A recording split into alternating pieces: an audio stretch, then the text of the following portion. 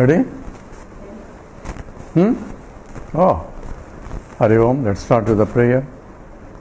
Om Samasta Jana Kalyani Niratam Karunamayam Namami Chinmayam Devam Sadgurum Brahma Vidvaram Vasudeva Sutam Devam Kamsa Chanora Mardanam Devaki Paramanandam Krishnam Vande Jagadgurum Tvameva Mata Cha Pita Tvameva Tvameva Bandhusya Sakha Tvameva Tvameva Vidya Dravidam Tvameva Tvameva Sarvam Mama Deva Deva Tvameva Sarvam Gurudeva Deva. Hari Om. As we are doing the series on self-realization, and today we will talk about how to realize.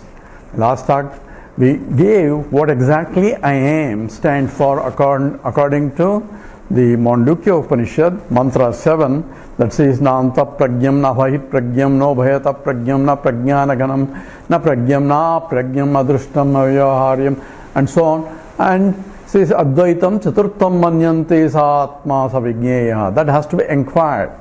By who? Inquired by the one who does not know I am Brahman. So it's a jiva that has a notion that I am not a Brahman and I am a jiva. We don't say the Ishvara has ignorance because he is Sarvajñaha Sarvavitu. According to Mundaka Upanishad, he says he knows Paravidya and Aparavidya. All Vidyas he knows. So he knows that he is Brahman and still operating as an Ishvara for a creation. And from his point, it's so called Leela Vibhuti, from his reference. Now, from our reference, we don't call it a Leela Vibhuti. So, from our point, we are suffering. So, we say, I am a Jiva. I am a Jiva is only a notion in the mind of a Jiva. Pure consciousness is all over. So, we should have clear understanding without any confusion now. Who has to realize has to be known. Otherwise, lot of misconceptions come in and people are struggling hard. So what is the conception? Pure Satchidananda Brahman is infinite and Brahman is being infinite, and it is of the nature of consciousness because scripture says so. Prajnanam Brahma, consciousness is infinite and it has to exist because we are not talking about non-existent Brahman. So the existence also has to be infinite, and that's why the scripture says that Sadeva Saumya Idamagram Asid Ekameva Advitiyam. Existence alone was there before creation and there is nothing other than the existence, and therefore existence has to be infinite. That is Brahman. Existence infinite, consciousness is infinite, and therefore consciousness and existence cannot be separate. So it is existent consciousness, not non-existent consciousness, and that is called Chit and Sat. And being infinite, it has to be, it is limitless, so there is no limitations of any kind. Therefore, it is Ananda Swarupam. Its nature is Ananda. Not it has Ananda. Its nature is Ananda. So that's why Satyam Jnanam Anantam Brahma, Satchidanandam Brahma. All these words are pointing in the direction to show that is the nature of Brahman. Even though no words can reach there, na vaggachati na manaha, and yet the mind, say yato vacho nivartante aprapya manasa saha. So mind tries to reach, means trying to grasp the Brahman, but it cannot because it has to return. You cannot grasp infinity, you can only grasp finite things. So mind is only used to, and it thinks that it is finite, therefore it is. So people say, I have not realized Brahman. So the very fact that I have not realized Brahman itself tells you that he doesn't know what Brahman means. Why? Because Brahman cannot be realized. Sorry, the whole self-realization you are talking about Brahman. Self-realization from the point of a Jiva has to realize that I am not a Jiva, I am Brahman. But Brahman itself cannot be realized, but I had to, because I am already Brahman. So I don't have to realize Brahman. You have to be careful here. Jiva, if I say I had to realize Brahman, that means he doesn't know that he is already Brahman. So, see, it's like I am searching for keys. So, and I'll never find it because the keys are already with me. So when the keys are with me and I am searching for all over, I will never find it. Because the seeker himself is the sought. If the seeker and the sought are one and the same, any seeking is going to fail. Because in the very seeking, I have realized that sought is not there where the seeker is. I don't know if you got this. So if Brahman is different from me, then I cannot find Brahman, because Brahman is not an object to find, number one. Brahman being infinite, it cannot be found, because only finite things I can find. And the problem is, I am looking for Brahman all the time. So I am not looking for Brahman, I am only want this, that. Who cares for Brahman? So what are you caring for? I am caring for this and I am caring for that. What for? I want to be happy. That's the problem. You are looking for happiness. That is same as searching for Brahman, because Brahman is the nature of happiness. When I am searching for happiness, whether I like it or not, whether I accept it or not, I am in search of Brahman only, because limitless alone is Anandam. Because any other limitation causes suffering. You may say, I'm searching for happiness. Why? I want a cup of coffee. Because that makes me happy. Therefore, I'm searching for it. The problem is there is no happiness in the cup of coffee that we discussed before. The happiness is coming from my own self. That means I am searching for myself in the cup of coffee. So I'm not in the cup of coffee. Why are you searching there? You are here. That's why the confusion comes into picture, because I am projecting happiness outside and then searching for it, even though happiness coming is from myself. If you go and ask Google, what's happiness? You get hundreds of theories there. Vedanta says, you are happiness. You are the very nature is happiness. If my nature is happiness, why am I searching for? That is the problem. Very searching for happiness is you are not going to get it because you already have it. So what is that? Then why am I unhappy? That's the problem. You take yourself what you are not. You take yourself you are unhappy and then searching for happiness which you already are. My God, this is all confusing. Anyway, whoever is searching for happiness, he is searching for Brahman in a way. Because Brahman is the very nature of happiness. So whatever happiness I get in the process of fulfilling a desire is only reflected happiness only. Because the mind at that time serene and calm, because my desire is satisfied, and depending upon the intensity of the desire and my calmness of the mind is also so intense, and therefore the reflection of the happiness that I am occurs in the mind. So mind being contented mind, no more agitations in the mind, no more desire for something else in the mind in those moments, then I am happy. If I am happy as I am without having any desire for anything, then I don't need to search for it. So Atmaniyeva Atmana Tushtaha, one who is reveling in himself by himself as himself, because the self that he revels in is Ananda Swarupa only. If I am Dukkha Swarupa, nobody wants to revel in that Dukkham. So one wants to revel in happiness because I am already source of happiness. Therefore Krishna says that he doesn't have any more desires for anything. So Prajahati yada kaman sarvan parthamanogatan. So in the mind, Prajahati yada kaman sarvan partha, all desires are gone. There is no more desires for the mind. Mind is never get agitated. Therefore he is reveling in himself by himself. Atmani eva atmana tushtaha, is happy with himself. He is full, therefore he doesn't need anything. Therefore the fullness is being Brahman. That's only fullness, completeness. So what do that I had to realize? I had to realize that I am Brahman. If I am already Brahman, then there is no question of realizing. So if I am already Brahman and I am looking for Brahman, there is some problem. So stop looking for it.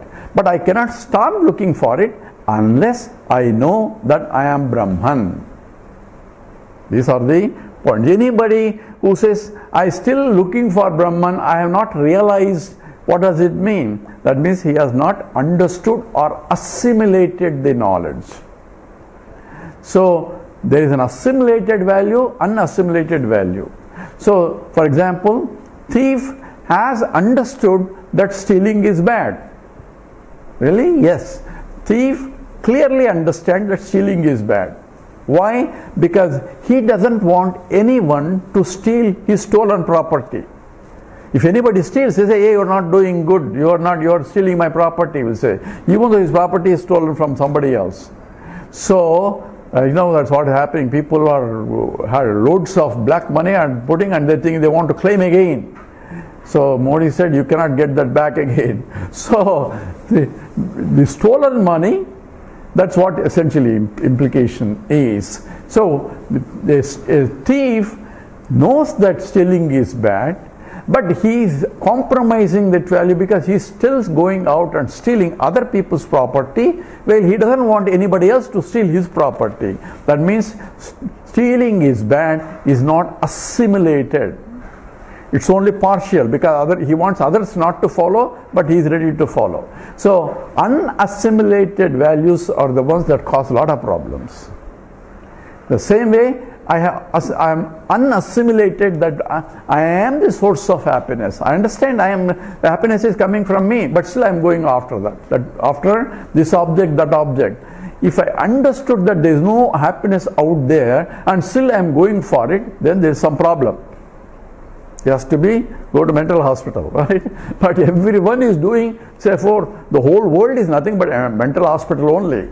Because everyone is searching for happiness, some people knowing that happiness is in them only. And now, how am I going to realize this? And who has to realize? Also we covered, but this has to be clear again.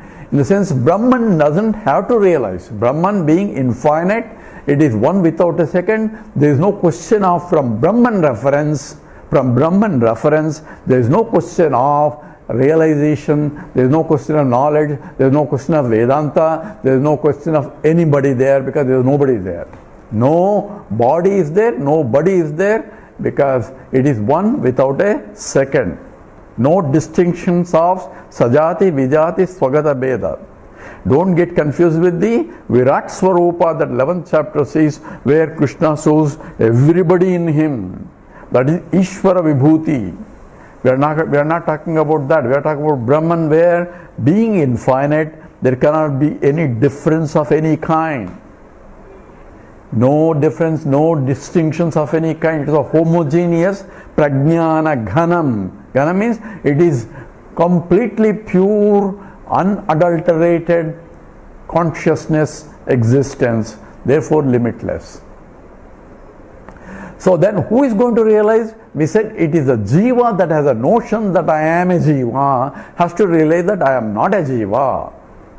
What does I am a jiva means? I am equal to this. That's how we started our talks. I am equal to this. I am a subject and this is an object. I cannot be this. So how can I find out who I am? That's what we have been investigating. And the last talk we said, from the Upanishads points out, I am is independent of any states. So independent of this, that, whether in the waking state or a dream state or a deep sleep state. So I am not a waker, well, although I am in the waking state. I am not a dreamer, although I am in the dream state. I am not a deep sleeper, although I am in the deep sleep state. That's why it says, I never sleep. Because Sakshi, witness, doesn't sleep because he doesn't go to bed. He doesn't go to bed, he is awake, neither awake nor sleep because he is all the time there. That's called witnessing consciousness. Now someone asks, what is witnessing consciousness? Is it same as Brahman? Witnessing consciousness has to be clear. So witnessing consciousness, because these are the words I know are being used in the spiritual literature. What is witnessing consciousness? How is it different from the Chidabhasa reflection consciousness and all that? If you ask, we take an example of the moon. that we took. So sunlight is all over, right? Sunlight is pure sunlight is all over. It's falling on the moon, it's falling on the Venus, it's falling on the other planets and everything else, on the earth and so on. And looking at the moon as a bright moon, we say moon is luminous, but luminosity is not due to moon, but it's sunlight. That we understood.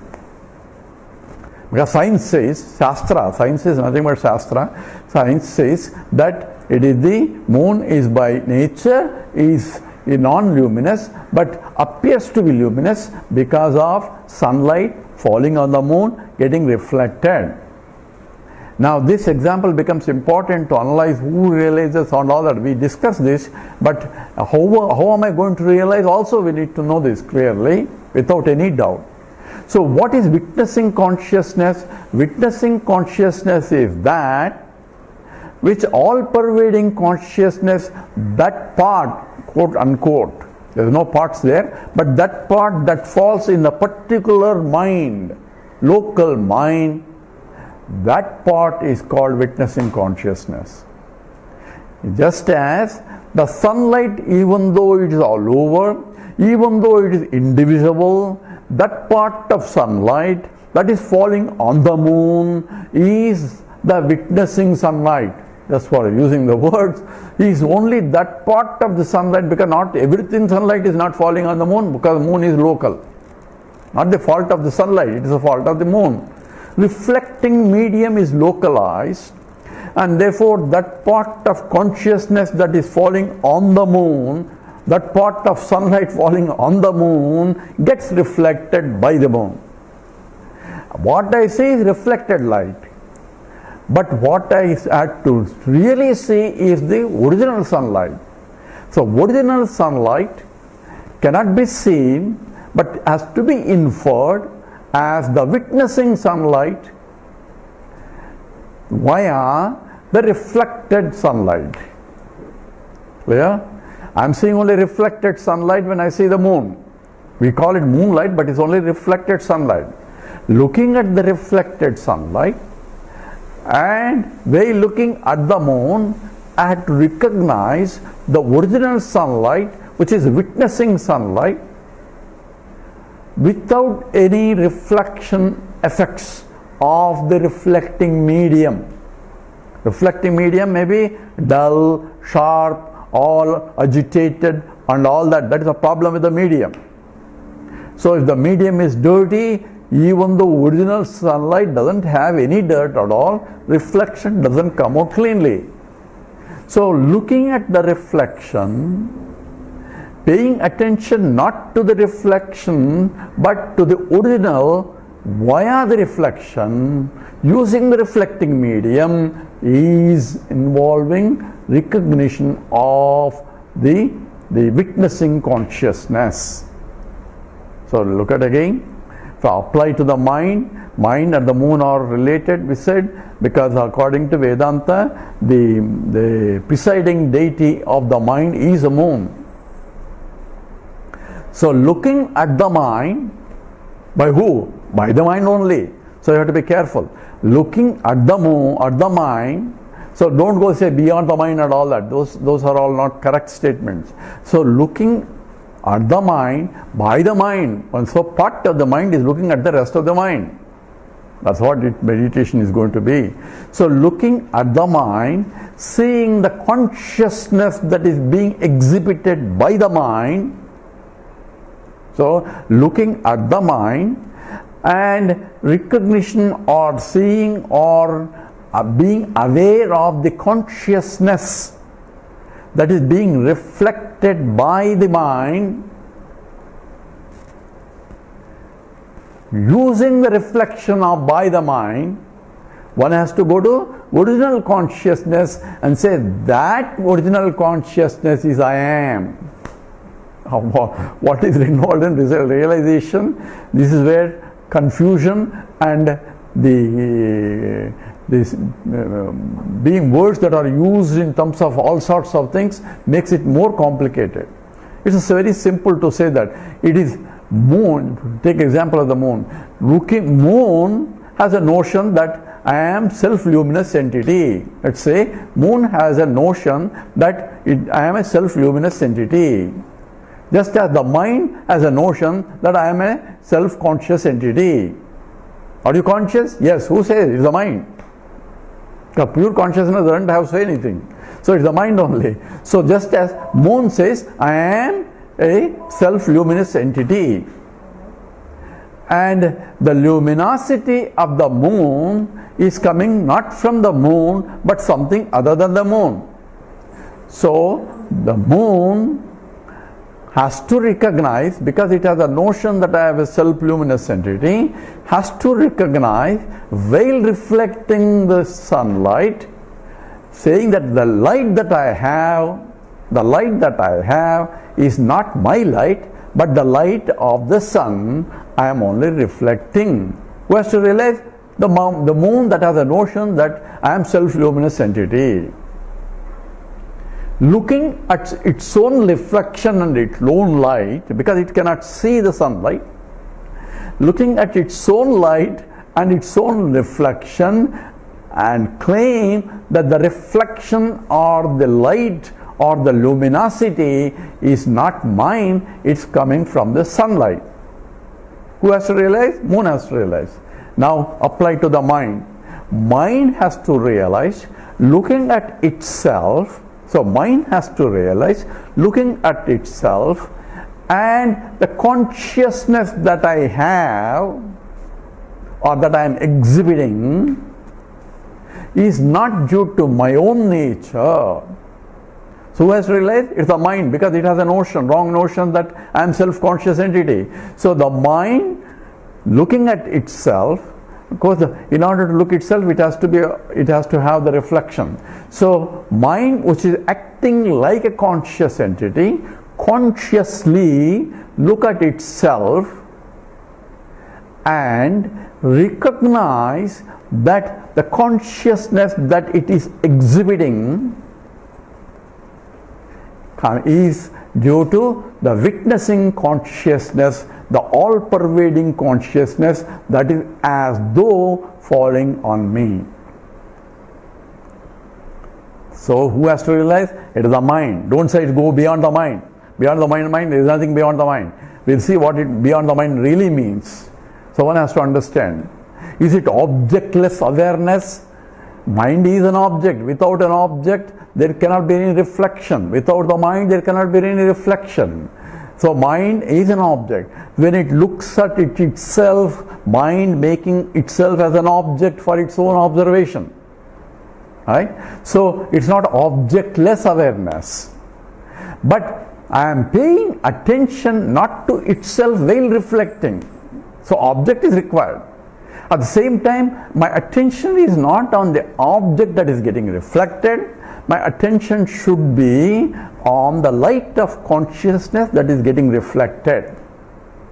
The original light is there and the reflected light there. Looking at the reflected light, I had to see or understand that the light that is reflected or consciousness that is reflected is from the original light or original consciousness, and I am that original, that is called claiming I am the witnessing consciousness while operating the mind and so on. So it is the mind that has to claim.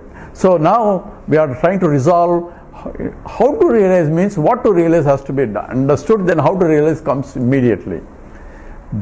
What to realize, who has to realize, and where to realize. All that questions. It is the mind that has a wrong notion that I am self-existing, self-conscious entity, and that passed on to the body level and so on. Mind includes the intellect also. In fact, it's intellect only. We are talking about mind, it's a buddhi. Buddhi starts from where the notions are started. Mind is an emotional aspect. So it's the buddhi, intellect has to recognize while operating and while alive, that means while reflection is going on, while it is acting as though a conscious entity. That's what means reflection means. When reflection occurring means that's called Chidabhasa, because the original consciousness is as though falling on the intellect, localized intellect, has to recognize that because it's falling and I am becoming as though a conscious entity by reflection. Moon is as though luminous entity by reflection. Same way, the buddhi, which is otherwise do not have any consciousness, acts as though a conscious entity by process of reflecting the original consciousness, which is all pervading. That part of original consciousness that falling on the buddhi and getting reflected, we call it pure consciousness, which is the witnessing consciousness. And it is witnessing the buddhi becoming active also. And reflection of the consciousness occurs because my buddhi has a capacity to reflect. That's what we said. A subtle body has a capacity to reflect, and in the process of reflection, it acts as though as a conscious entity. So when it acts as though conscious entity, it gets a notion that I am localized conscious entity or self-conscious entity. So that buddhi requires an education, and he has to go to teacher and all that way. And we are talking about that buddhi only has to analyze na anta pragyam na bhahit pragyam no bhayata pragyam. It is only for the buddhi only. In the buddhi, wrong notions have to be dropped by understanding right knowledge. You can't call it right notions. Notion means the wrong understanding. And this understanding has to rise in the buddhi by shifting attention, by looking at its own self, that is buddhi, along with its reflection and so on. So when it looks itself, who is reflected? It is the activated buddhi has to look at the activation aspect. Since I am an innate by nature, but activation or acting like a conscious entity is because of the reflection, and the reflection is because of the original light. Without the original light, there is no reflection. So reflection is only a modification of the original light as though via the medium of buddhi. And it is the conscious entity, because the buddhi buddhi doesn't have any notion that I am, original buddhi doesn't have any notion. That means innate buddhi cannot have any notion. Notion is only for a conscious entity. Because buddhi is just a stone doesn't have a knowledge that I am a stone, because there is no consciousness there. Only buddhi, a subtle body, gets a notion that I am a self-conscious entity by reflecting the consciousness. So, who has to realize? Buddhi has to realize. How does it realize? Looking at its own consciousness. And what it has to realize? It has to realize looking at its own consciousness. How does its own consciousness? By looking at itself, because it's shining now. So moon is looking at itself means looking at its own as a shining moon.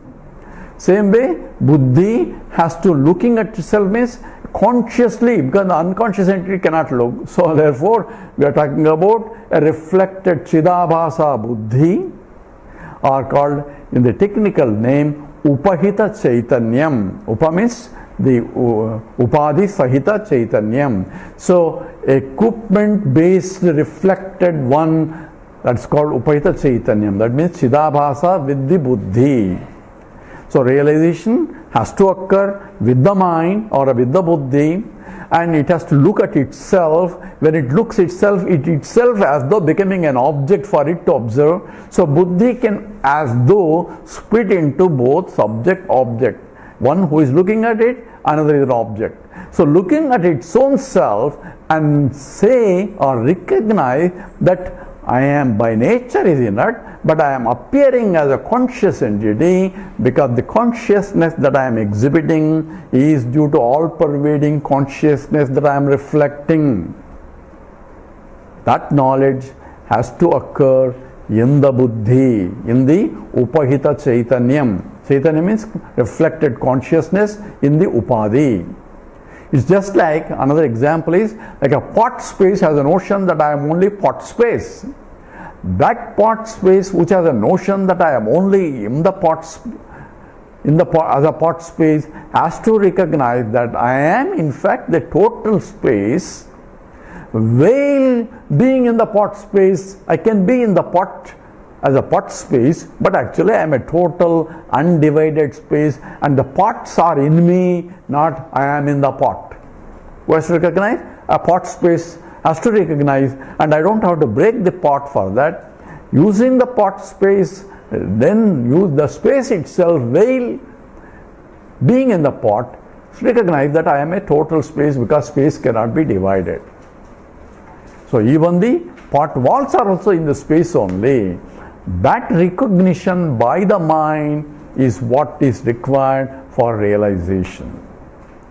Now, how exactly we are going to do this as a process until it is realized? So we have to understand that there is a process involved in terms of trying to know. So because of what I don't know, I should know by knowledge. So we call it about jnana vritti, and then we'll analyze essentially the method of realization in this.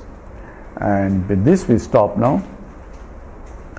Om Purnamada Purnamidam Purnat Purnamudachyate Purnasya Purnamadaya Purnameva Vasishyate. Om Shanti Shanti Shanti. Harihi Om Sri Gurubhyo Namaha. Harihi Om.